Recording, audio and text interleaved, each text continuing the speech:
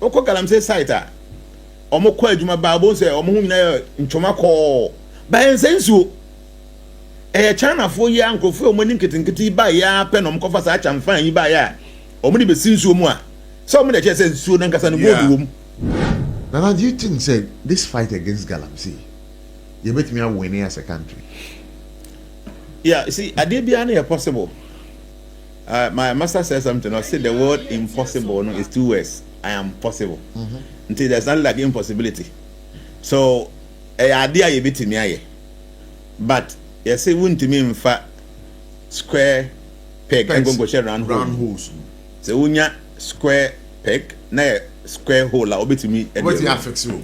So yes, it's difficult fixing a square peg into a round hole. But when you run peg, I'll be in the room.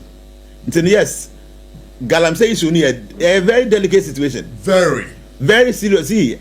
But be a month when you're free. As you can quite say free money, kind of thing. What the answer when you are not good, you are not called walk up, brought the channel, but you know, could be back. And yet, very easy for anybody to stop it. The only option I want to say, over try now what the pacify say, Crophobian, the Omoyano, intimate from them. Is there anything a bit to me extension of that, so that we will not force them to stop what they are doing by a bank encourage you on baying in a way a bit to me streamlining until it will be a Galamsey or baby a baby on best stop point baby a wound soon if you say no say again and because I'm on phone regulating now or move and soon good because me crasa Galamsey has been in Ghana for many years before then say yensu allocation for any call including grassy cocoa evangelism those days. They make Ghana kura minim se ekweketo wow. Kuro biye nu Ghana ha eya major town a mingura muda. Ye chinchin sa oko Galamsey site a omo kwa adwuma baabo se omo hu nyina ntwoma ko ba ensensuo China for ya nkrofo omo nim ketenkete ba ya pe no mkofa sa acha mfan yi ba ya omo ni besinsuo mu a so omo de che se nsuo na nkasa no gold wo mu ye na ye didi wa outside to omo de sinsuo no mu a na afuntam so na frana. So the point is say we can do Galamsey na say illegal but still we can so manage it without we spoiling our water destroy the forest no but by no must sit down and find a better strategy. Na say we wa fan crofo do makuku wiram say so ya for you to two any other no because the thing is so you na offer no go di one man the kra na obe free they will continue. They are binding trans and not on streamline the whole thing properly. It's possible say omo betimi aye. But omo ye na omo nye liberal with it. Enye be o say MPP na waso a ye say ye community mind over here na ye de nyina ya ko hye ye mpanyimfo nkwan san say chairperson nkwan na manage and these are by years omo so by ye na omo de omo mpanyim e ba sa it is not going to work out. They be American say okọ say be akwatia area. There are so many sites among for ye adwuma ho. Aban no mo form association papa nye de enya adwuma de ye adwuma ye make sure you were tenants when you follow nti wona wo ye leader now you are the owner of this site say china bi no bibia ekoso na enya it is we will arrest what I say and the way I buy gold board and abon I think they are very good sure to gold board na better to gold ni nyina free nkofo nti gold ni enya ho mfa ho nchen ko ba sika ema omanum nti no what streamline Galamsey afo no na hu say site bia na obi oda no ade bia nkoso yi o ha wo na ye beso awo okay nti ono na wo dan ho no o ma manfo misbehave okay nti we na sa na gradually no betimi streamline do ma level I betimi abonye sa wo say wo stop wo ntimi and stop I'm telling you say okwa America yeah omo kra na omo sika system no wo soro pa no drug cartels omo Mexico omo ran ba no omo ntimi and two omo completely yes to your be on geopolitics onim say all these areas no aban ne kra mote so no they find ways and means of money cartels no a meeting etnase said about meeting streamline your operations are bia this area no cartel we na ye adwuma ho ha foforo member cross no mfa ntokwa because they can decide say on be kwa bonja ko kontokwa akokunkum krofo e basa government no wona ye say wani munyam and until they find ways and means of money tenase ka so Galamsey no e ade a abaji hin we ne dan people will still do it. So the government might find ways and means of betting streamline. Gold near India. Ghana ha there. Yeah. And the benefiting free home. Okay, Anglo gold no nisa amo mo di ni mont no nyina am for there. Gold ni almost swearing at the court. So the whole point they say Chrome for so people. So is there anything the government that obey me ya? Ebema obi answer corner no, but not more farm na kwan so na dia ya na. Yes, it's possible, but the government must sit down now on draw a plan for that. You don't push them out. You don't go and chase them out. Oh yes. Untimi chase you out. Sir. They will still come back. They will come back. All that you have to do is say, obe make sure say ni no. Na dem rat ho. You make sure they comply. Untimi attack individuals. Name painful or mother down no. Omo and a omo duty say they must see to it say people are doing the right thing. They must be on our concession will be a better 20 concession where we are. Now and a month for year you madam the government knows say bibi anko ye with no jurisdiction where wo and a was one share. Trust me gradually no abani bit to me the omunina to be about man because the end of the to be honest with you and yet one nana way show the way any musity and because me I'm a natural lover, somebody who loves nature. Yeah. The air and the consequences and repercussions of a battle. So mercury and cyanide. Say urasa simua. A bet take 150 years. And film that say even near to a minoka be so yen you cyanide be a view. Yen you mercury be a view more. A bet take 100 to 150 years as an assassin. Yes. Say a consumer.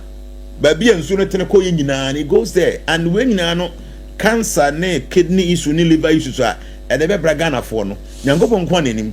So a idea emboying. Even though you just can be the film there, but emboying because say ye name papa be ada ye to normal. And into a banner the bit to me, I be for Galamsey one. And yenny go on to me enguno.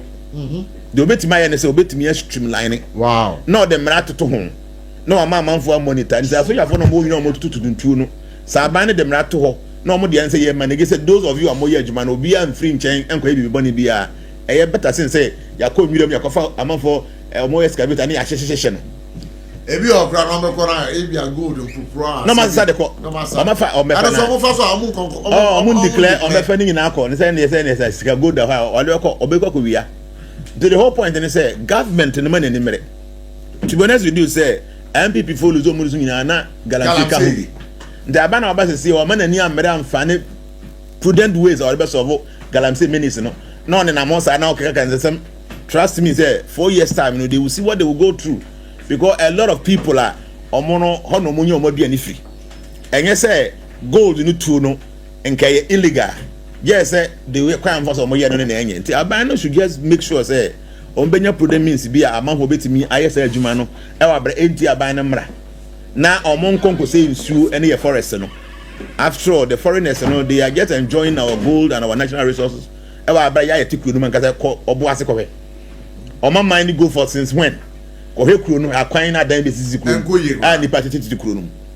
Okay, and into a banner de abet me be for Galamsey no one again say oh good Galamsey untimingu no untimi name obet me extreme like I was telling you about Okada Juma last na make am 7 abadi hini okronum o say me gu Okada untimingu no name obet me extreme line this is simple simple me call do me so ya hu yeah na I am for no whatever no complain kese pa nti omo say na Mranti baby omo ye drugs you were so many base that omo no num say omo wi ni bi according to omo na papa best 5 no ma sori ko omo kwa obi bia na afuo area ho na bi owo banche na bode no omo ko tutu amanfo bayire na awia na omo bo ampesi di wo ho na omo fufu nyina di wo e wo base wo nti ahemfo ni na ade we anti omo na police for efirisunwa ya badumasu ya ho nti omo ba ho na omo ko ni na mu a no ma ko chichi nkrofo ni abo omo ka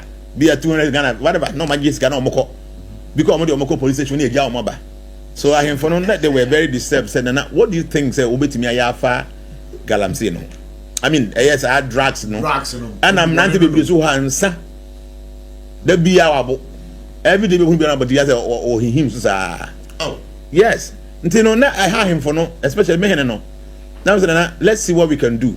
I don't know whether they were expecting say be me was a mystical ways be me never solve problem but I felt say these are practical things and they are practical methods that wait me afar at the solve. So what I did and they say you shall say you better a club a Dumosu fan club next will be a register so you have more than 350 members already people among fe be register nti ye be ya adwuma ye pe omo ye mason for ye pe carpenter for ye pe electricians or ye pe steel benders any omo ye sa adwuma na and we have about 70% in na nkofo a omo kokoko base all the time and omo no sound all the time but the thing say adwuma na ye no ye from Monday all the way to Saturday at times quite from Saturday all the way to Sunday. And every time they are engaged. They be a juma. Nti dey na say anopa no. Ebo be na na lady secretary o ba na obetru obi edin. Obi bia wa ba or ye juma ya tru obi edin. Nti ya tru obi edin wi ebo be say 11 to 12 a na wa ba back abey roll call. I will say obi a tru odi no wo ho. Because nipa no at time be at 200 on the street. You could have say 400 300. Nti one way you obi wa be train din ba obekọ. And you know about this guy. And the or first one or second one, not only why you have found the anchor home. Until your point, you may be about 4 to 5. Now, upon better 5, what we do is say, Obia called the museum cost office. Do quite would do. Now, the idea is an into full pay. They say, oh, major money, until Mason for your mom will say, be out 200 about 10. You have more 100 cities. Oh, your labor, be amount, okay, 150, you have 75 Ghana cities. All right. Yes, until. A drug you say 5 no money na call office so no must secure ten. Do obenya usika na obedru fie no. Then you na go 6 and another 7. You are tired. Ade a cheso a be 7 years an adwuma se biu. And ntu you bi kwa na wo base a. E be ya den so obetuma ka say me ko base wa akotena ho. Because you know say wo kwa adwuma ntem. One pontem. Ochina be sen akọ to aso a be say a whole month. And into no afebedu baby no omo base ni na hofu amafo nko nobody's going there omo no msani nyina no you don't see them walking around shaking as if somebody because you are fully engaged and we are telling them say we na here na yekura adwuma na here at the end of the day na wo na be benefit you so you should bring in your strength or energy or support kakra na yade mo no they were very happy said they were receiving that. And many of them, you know, they stopped the smoking and the drinking. Really? I'm telling you, I am for no. Actually, almost na. So when I'm home, I'm telling you, I'm say yes because they are fully engaged. Nipa na engaged that. Same man say bi anka a day or kotena base. What the base na? Sebi we go na ye wo fufu ma na ban champion na year. So ba nim wi na akopensa de besa. And into no ebia making why engaging. The because making one day obanum once be. As compared to before now, it means that there's been some improvement. See, about 2, 3, 4 months time, now you don't see people like but about 90% in there they were integrated into the system. Until the say if you want to solve problem, you have to find prudent ways of solving it. You're quite as you, your mouth puts a baha. No more basic, how you could chase your more. Who chase your more now or chambaka? You don't solve problem like that. Obe find prudent ways of solving problems. Say be any padan kasa na ono ye de enye no. Obe hu say say man to ma kwan ya me na me ha me ho. Ba ko na say we ko gini padan no de na free nsem e wa bra won provide any alternative. We don't treat problems like that. Anything Galamsey no aban ne betimi ayeden asia no. Ba no sie ne nge say onko gu no no gas obi anya adwuma no enya adwuma it will not work opa magana asoja fo nyina ngogu ba bia Galamsey so now you will be able to curtail for some time they will go back to it again find prudent ways of doing it okada for maka several times say omo no ye okuru na enye o drive or driving mirror e betimi aburu na omoko o betimi ahwimo phone no mo de ko e ya de omo ye driving mirror o driving mirror and omo ankasa kra no accident omunya ene omo na ye twitwa ne all that no enya sam ketwa but the thing say the government must understand say I don't abeji hine do point be a say say obi enyai okada adwuma ya when say enkofo bebre ho moto ne kwa na omokoto omokoje busa na kokoto ye because you say all the year adwuma benya musika nti say on stop no obe na watuaka to obe find ways that means that or the be adwuma wa bra wa ban no hu so why don't you integrate them into the system na omuntua even task kra nti abasa na say the omo drive anyhow no on better so okotogo heya ya not traffic light so red. It is just beautiful. Omo traffic lights no omo de o car and the motorbike kito from say. Hey. And get this to both motorbikes and be 200. Now package as the car not to. Wow. A so red light will be a virgin. A so green no they don't rush. Okotogwa you see how omo ride the motorbike. Omo ko speed. Because I buy now making sure say problem me ka bi e do be corner kwan so nye na yebo poto to. And I say Edra me ko krum boy ade na time me etia me. Na me so pese me bantem. And I'm for Canada. Me do me home. Say the yembe show. Na me yem she sa. I me say masa you won't kill me. Because no I don't go kill you. Let's go. Yes.